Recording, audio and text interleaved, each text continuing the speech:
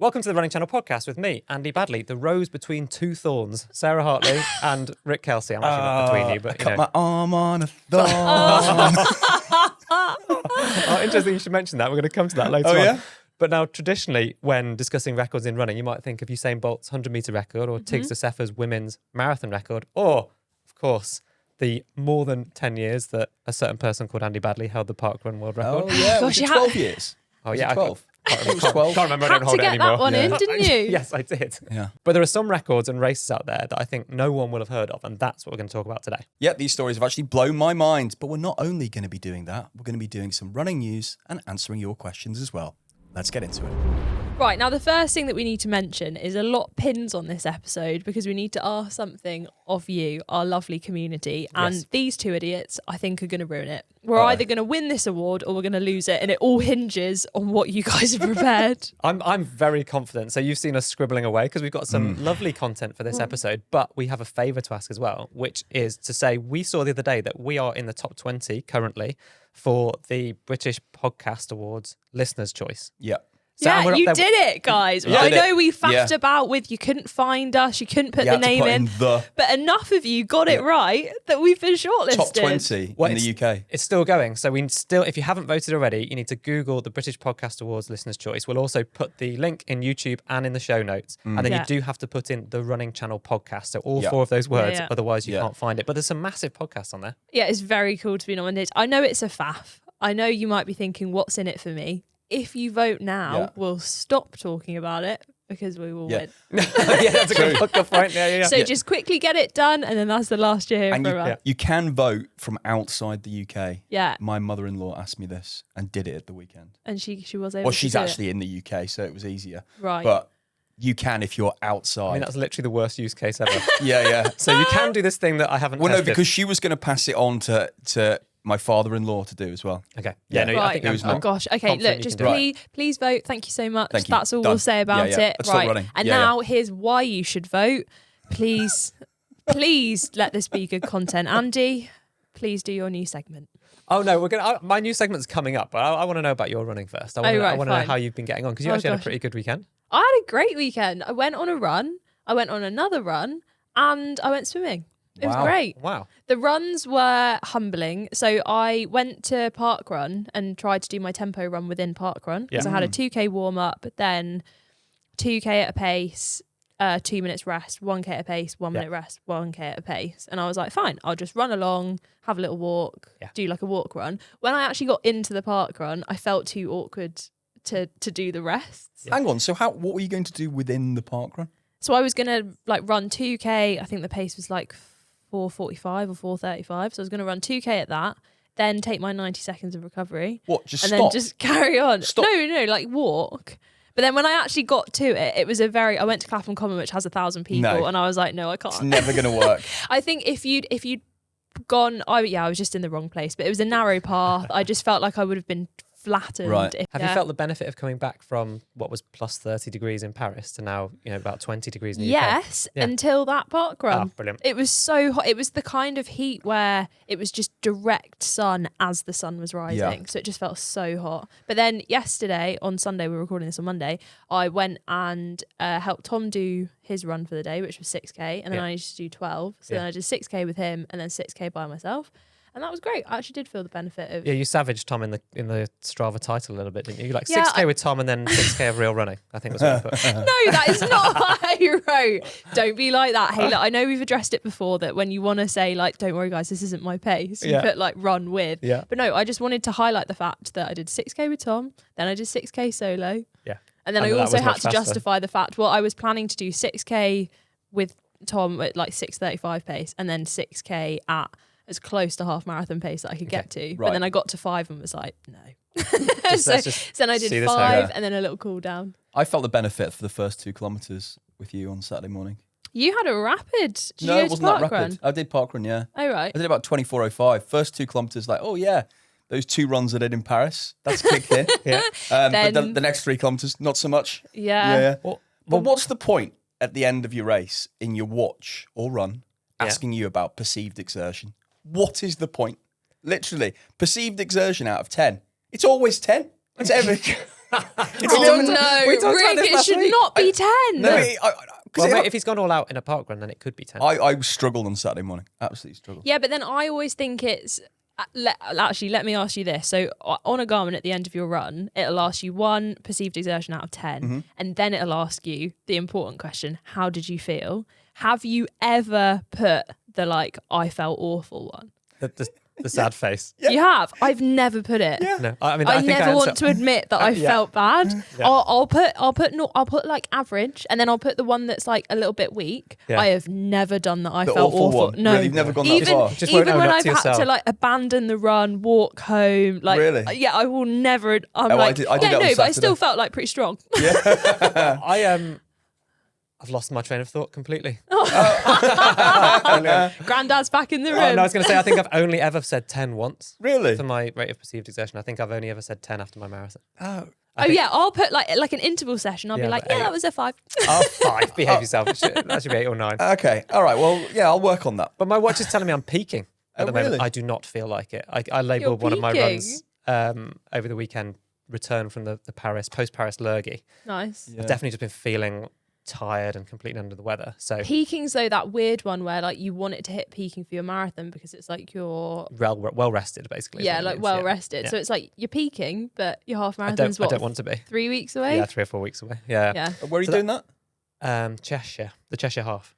Oh, nice. So, Classic Andy. Anyone going there? Hey Andy, do you want to run a half marathon? Yeah. Okay, great. Where do you want to do it? The other end of the country.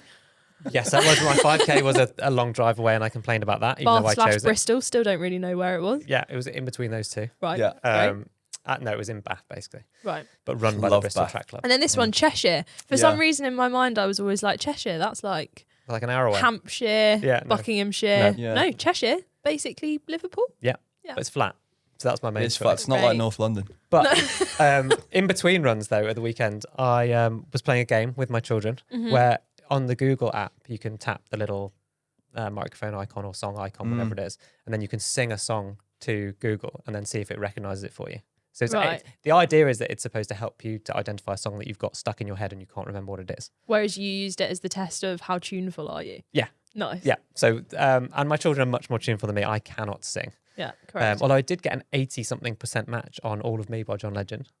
quite pleased with that. Oh, please go. Absolutely not. Well, so you have to hum it.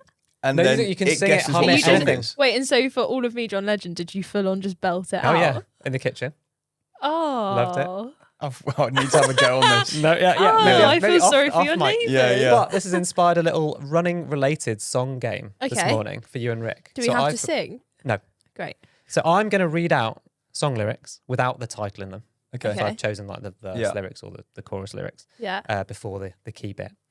And you and Rick have to tell me what song this is. Well, this is How good. is this related to running? Because I'm guessing they're running. Oh, they're songs. running related Yeah, so don't try and guess Yeah. any now. Like I've gone Okay. for an easy one to start with, I hope. Okay. Do you want to play where you can shout your name and guess as soon as you want it? Sorry, I thought that was a song. I was like, when do they say that? Yeah. Shout our name and then we So guess. yeah. Okay. So first one. And if only I could, I'd make a deal with God, and I'd get him to swap our places. Sarah, Yeah. running up that hill. Yes. Very good. There Very we good. go. Smashed it. Did you say it was by there? It's gone out of my head. Oh, Rick, do you want to come in for a point? Oh, Come on. This is he's killing him. stuck. Oh Kate my Bush. gosh. Yes. Oh yeah. there that we was go. it. There we go. Okay. Next. Boy, this beat is crazy. This is how they made me. Houston, Texas, baby. This goes out to all my girls. Rick. Yeah. Beyonce. Yeah. Who run the world? Yeah. Girls. Girls. So Yeah, you're yeah, level. yeah. You've each got an artist and a song title so far. Okay, Right. great. We're so good at this. We Yeah. should be a quiz team. Yeah. So I don't know whether this one definitely leans more into Rick Kelsey's sphere of no. knowledge, I Okay. think. The heart of the city street was beating. Light from the neons turned the dark to day. We were too hot to think of sleeping. We had to get out before the magic got away. The Beatles? you're just thinking of something old. Yeah. Oh, is it Springsteen? No. Oh, I bet there are Lionel people Richie? Yes. screaming at All home. night long. Nothing. Dancing on the ceiling. Go, keep going until you get one to do with running. Say you, say me. No, what about Once, running? twice, three times a lady. Running. What about running? Come on, you've got Running it. with the night. Yes. Yeah, yeah. Oh, there we God, I go. know a lot of Lionel Richie songs off. Yeah, you did. Okay. Okay, right, last one. We'll put all of the listeners out of the misery Okay. here. Okay. And then we're going to talk about all these incredible races and records that you didn't know existed. Yeah. Here's the last one. It's a bit of a red herring, but, I thought he's bleeding blood. I cut my arm on a rose. The rose is broken good. Rick Kelsey. I cut my arm on a thorn. The last man on earth. The last man on earth. There we go. And then... No, do you want to know why? All of the other ones, that he read out were like beautifully rhyming, like no repetition No, I of wanna words. read it again. I think and then you have this. I cut my arm on a thorn. I thought he's bleeding blood. I cut my arm on a rose. I cut my arm on a thorn. I cut my arm on a rose. The rose is broken good. But It's just like, mate, it's sloppy. How long did it take you to write that? Couple of minutes. So I then had to get the transcript from Rick's YouTube video of Last Man on Earth to make sure I got the lyrics accurately. But then that led me to find some people who had heard about such a wonderful song on the podcast and then had gone to YouTube, which now has 1,500 views on YouTube, and before it only had about 10. I found some comments that made me chuckle. There's quite a lot in there. Are there loads of comments I've not on it? seen it. Oh, keep them this coming. one I think you will enjoy. Okay. Particularly, there's a lot of like "Hello, fellow running channel listeners," which I like. Yeah, love that. Was this a deleted song from David Brent, "Life on the Road"? Yes, it was. That. And then this one. Ooh, stick to presenting on the running channel. Having said that, I did stay awake until the end. Night, night, dawn. Sorry, night, night, dawn. Oh, that was from Dawn. That's from Dawn, yeah. Oh. Dawn Woodward. Thanks Too very much, good. Dawn. Right. Right, I think we better talk about records and races that So- you'd never believe existed. Yeah, so these are like incredible stories. We've got 3 from races that you may have never heard of or some you might know about. Starting off with the slowest marathon time in history. Have you heard about this? Yo, this is by a Japanese guy. Yeah, so it does the rounds every Olympics. So on the 14th of July, 1912, Kanekuri from Japan started the marathon at the Stockholm Olympics, and technically he didn't finish until the 20th of March 1967. So his elapsed time was 54 years, 249 days, 5 hours and 32 minutes and 20.3 seconds. That feels like roughly the same amount of time I've spent in a podcasting studio with you guys. I mean, that's how long a marathon feels when you run it, my isn't goodness. it? I'd say 54 years is about right. But basically what happened was the Stockholm Olympics, I think, was like really hot, and a lot of people pulled out. He collapsed during the race, and in embarrassment he just returned home, but like didn't tell anyone that he dropped out. Obviously, like now that would be virtually impossible because you just have so much kind of health and safety and security on the course, and fans and out and people watching. But then he was declared missing by Swedish officials until 1967, where at the age of 75 he was discovered living in Tamana. I'm going to go Kumamoto Prefecture. Kumamoto, yeah, much better than my Japanese reading, with his family, and was invited to complete the race once and for all with the help of Swedish television. That's great. So that's why they have an official, like, he crossed the finishing line. So what was his total time again? 54 years. My gosh. Yeah. I've always wanted to go to Japan.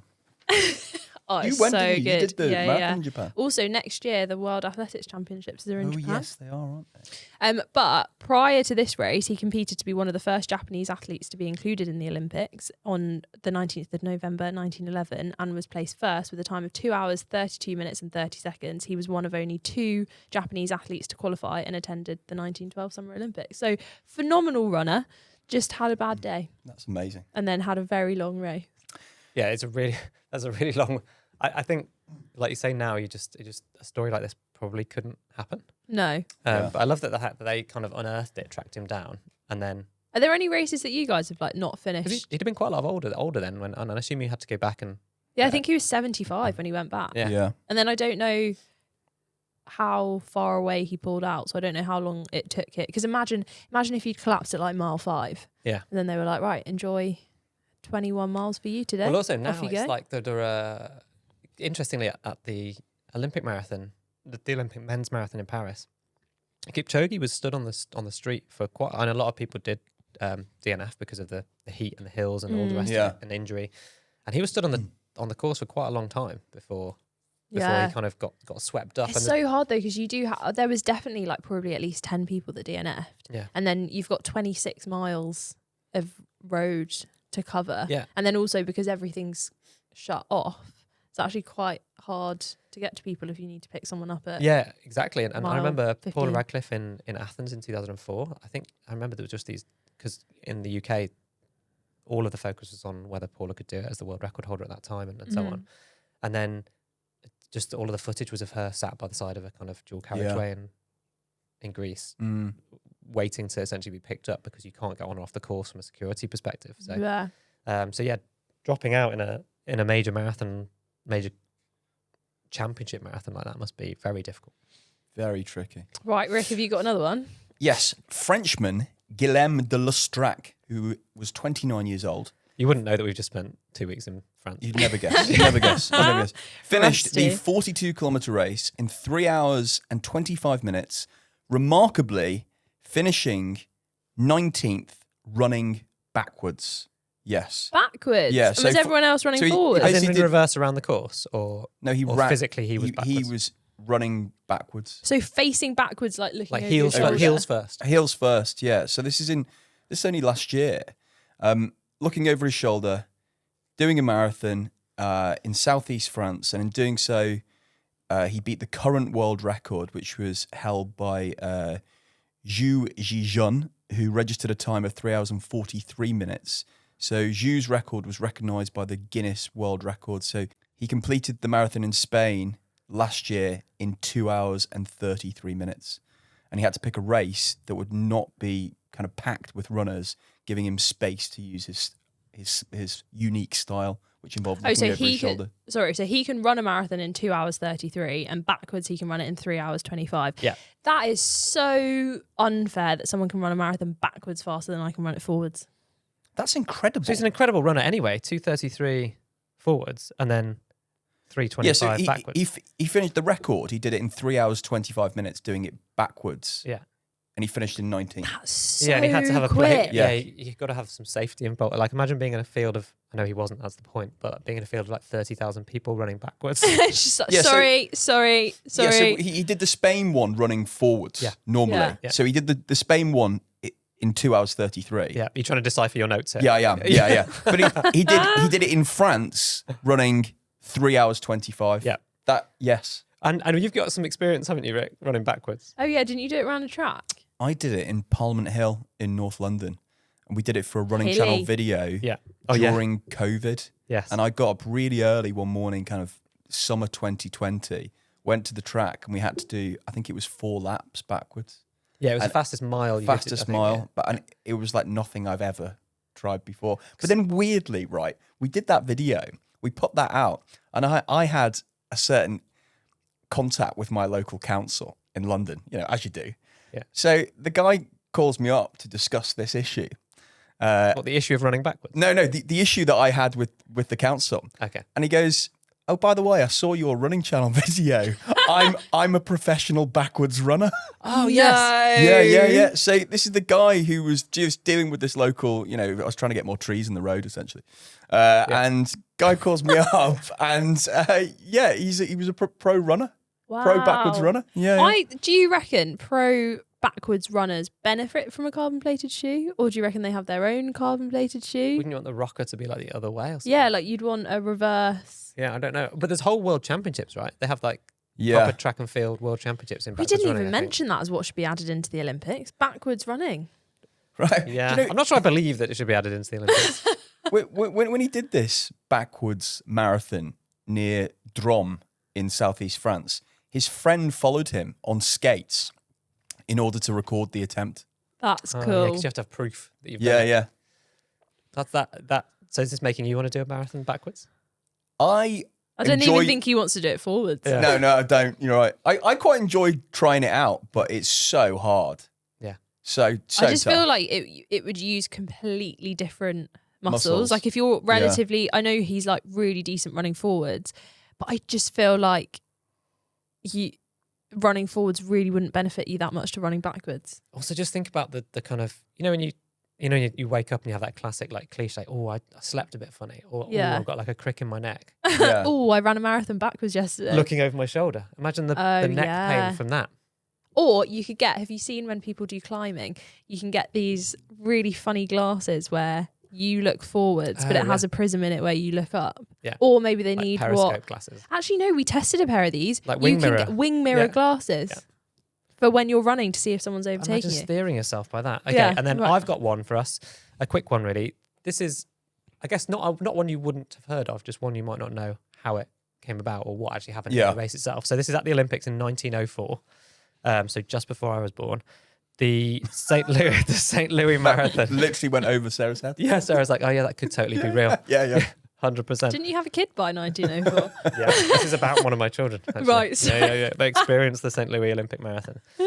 So we're talking about the US here in St. Louis. Yeah. And they ran the marathon on an unpaved course. Unpaved course? What? So basically just... Not tarmac, dust. Yeah. Or like dirt. Yeah. Okay. Or do you remember the shakeout run that we did before your marathon? That was in on Valencia, like that was like that, Oh, right? yeah. It was on the park. That was a lovely little prima donna moment from Andy. Yeah, oh my goodness, I was losing my mind.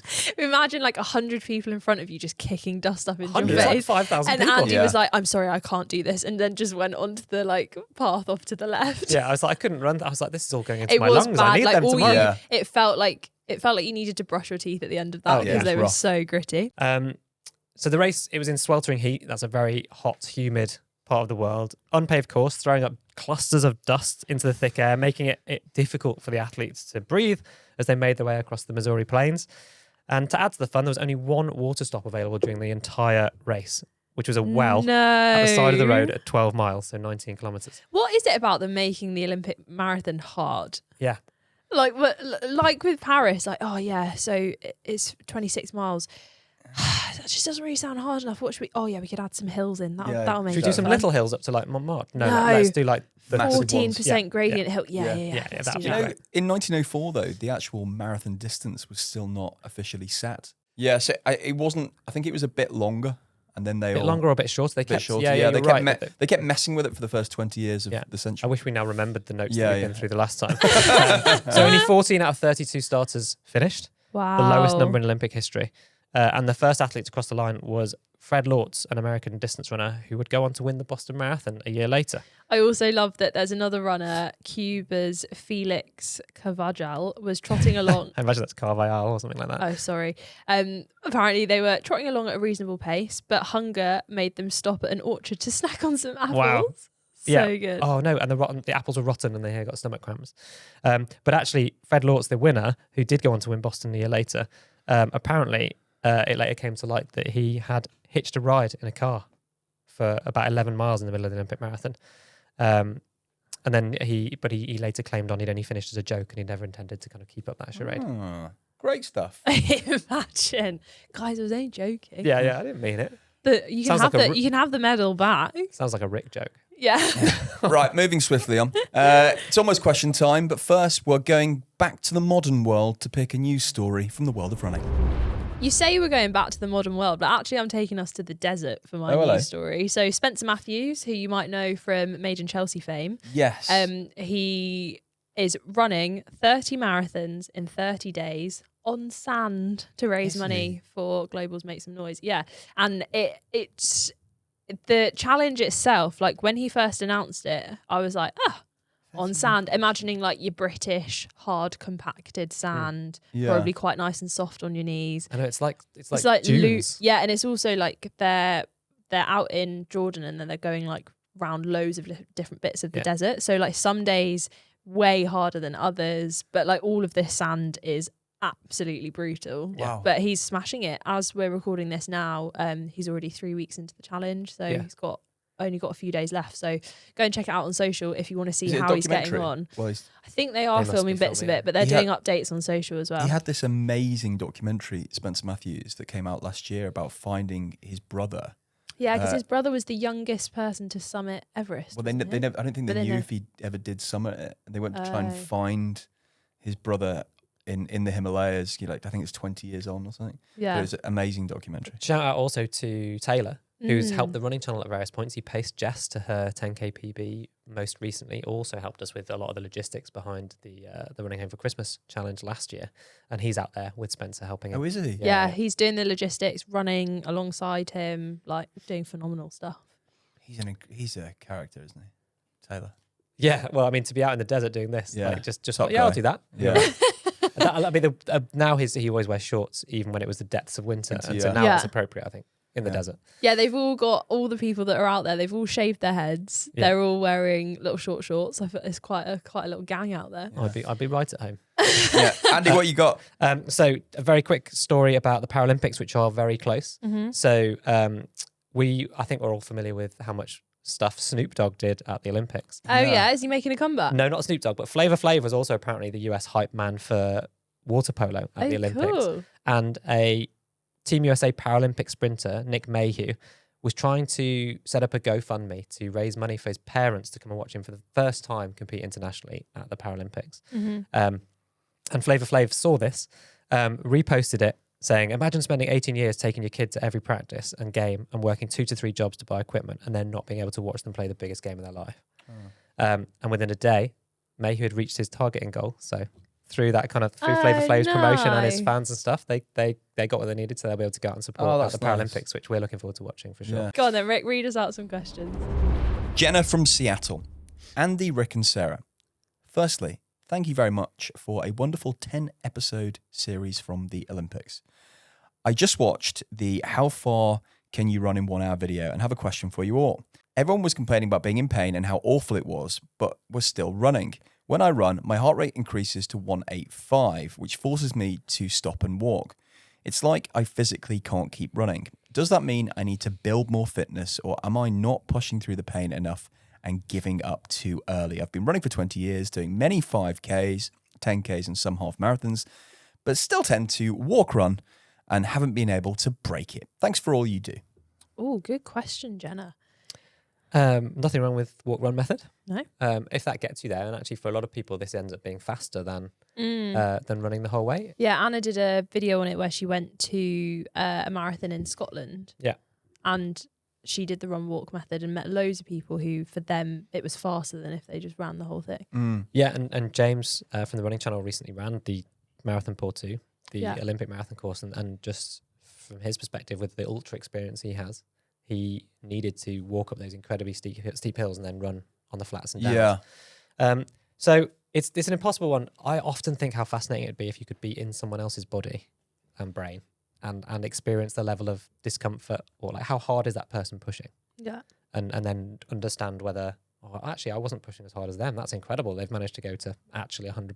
Mm-hmm. Or realize, wow, I'm pushing way harder than other people. I've got no. So it's impossible to quantify that, I think. Depending on how old you are and how well trained, like 185 is a heart rate that I think, Sarah, you often end up running at like quite a high heart rate for a sustained period. Yeah. Whereas I don't think I could maintain 185 for much longer than like the last 5 or 10 minutes of a 5K. There's obviously the age difference as well. Hey, But I think some our max heart people- rates are pretty similar, Yeah, that's really depressing. I need to keep mine until I'm as old as you are. Yeah. But there's loads of instances as well of like sometimes the best marathon runners are the people who are able to sustain their like threshold heart rate and just stick at it for as long as possible. Yeah. And they're not as good at sprinting because they don't have that like super fast pace, but they're able to go slightly slower but still quick and then just hold that throughout a whole marathon. The thing I would ask as well is when you're running, how relatively fast are you going? So like when you're starting off running, are you just always going out at kind of 5K pace? Because that's, I think, as well, where a lot of people get unstuck is like, don't be afraid to really push how slow can you go. Yeah. Because for me, my heart rate always is really high, but actually my heart rate was in the green yesterday when I was running with Tom. Yeah. And I was like, actually, maybe I need to run at this pace for my easy runs, because sometimes my easy runs, I do end up like in the orange and my heart rate is too high because I'm going at what I think my easy pace should be. Yeah, I would say a few things. Don't look at your heart rate, maybe, in this instance, like for Don't look at it, just ignore it. For this person, for Jenna. Maybe if you're, because that I think could be reinforcing that you feel bad and tired. And then you look at your heart rate to check and go, oh my God, 185, I'm going to start walking. And there are a lot of factors that can affect your heart rate. Like you can, Heat. just by looking at it, you Heat for can, sure, altitude. you can also like make your heart rate go higher by talking, by Having a worrying few- about the fact that your heart rate is Yeah, quite high can Having a make few it go too many up. gavies the night before. Yeah, Always. that's why Yeah. Rick's heart rate is too high. Anticipatory rise, I think it's called, when you think about your heart rate going up and it does Yeah. go. And then I was also just say the more strings to your bow, so the more paces that you have in your kind of armory available to you. So very, very easy pace, right the way up to like flat out sprinting for 50 meters. And then the more slots you can put in that range, and the more difference you can have between that range. So the more difference you can have between your slower sprint and your very, very flat out sprint. Because what you're saying, Sarah, is a lot of people just have one pace. Yeah. So then you get to a point in the run where this pace is too hard, I'm going to walk. Whereas if you feel like you've got lots of actual options for paces for you to choose, and 5K pace is too hard, then drop it down. Yeah, especially like if you're, as soon as you think you want to stop, just dial it down. Like how, and then give yourself the option to stop. Also fueling well as well. Just on that, by the way, how long do you leave it? Say you're doing a parkrun on a Saturday morning. How long since you have eaten when you start the parkrun? I could eat a banana as they're blowing the whistle to start it. And be fine. Seriously? Yeah. What about you? I could probably eat a banana maybe like half an hour, 20 minutes before. I am 2 hours. If I have it any closer than 2 hours, I just feel it rising. Really? Oh, Feel it rising Yeah, throughout, that's not that throughout unusual. a race or a run. 2 hours. This that's is why how you need much to get I into need. ultra marathons. Then that teaches you to just shovel stuff down and crack on. I won't be doing that. Anyway, g'day guys. Dion here from the Sunshine Coast, Queensland, Australia. See, that just always instantly sounds much better than when you guys talk about the Paradise Peninsula. Sunshine Coast, you believe that? Yeah, I'm like, oh, yeah, Australia, lovely. Liverpool, less nice. It's not Because it's not Liverpool. So normally I would agree that Sock Shoe is superior and normal, but I have found what I believe to be an exception that I caught myself in the act of the other day. Oh, hello. Hello. I frequently will drive to the start of a nice trail run in my sandals. When I arrive, I go to the boot of my car. Boot, that's trunk if you're listening in North America. And due to the wet, muddy ground, find myself balancing on a single foot while putting on a sock, followed by my shoe, then switching feet.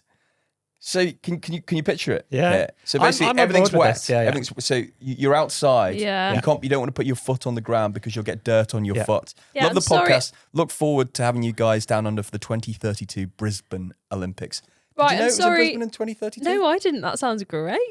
Yeah, LA and then Brisbane. We're living the dream. I'm sorry, Dion, but you've got multiple options here where you could have stopped yourself from doing the cardinal sin of sock shoe.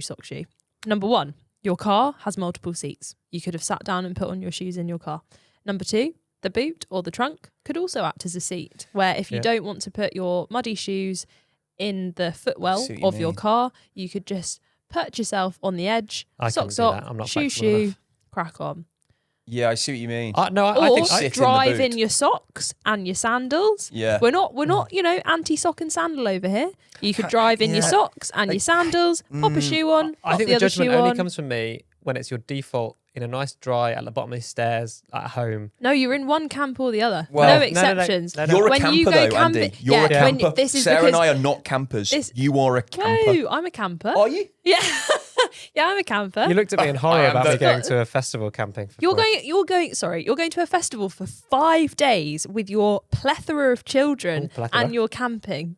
Yeah. Yeah, I mean, That's rogue. It's going to be amazing. I'm going to be fit When as a fiddle Andy's and raring to missing go. from the podcast next week. do you call because that a he's- holiday? Absolutely not. No. I don't have holidays anymore. Oh, I see. Yeah. You want just to go from work to just- childminding. Yeah, back you're to either at work or you're Yeah. away. I just don't think I could sleep in a Just- tent again. I just don't think I could do that. Oh, see, no, I can sleep in a tent. You can? Yeah. Oh, right.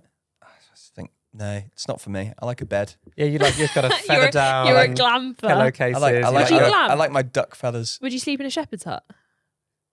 Would I have a man on the door? Sorry, where's the concierge for my tent? I can't. There's no. Is there a turn down service? There's no phone in here, and there wasn't a chocolate on my pillow when I arrived. Where's the spa? Yeah.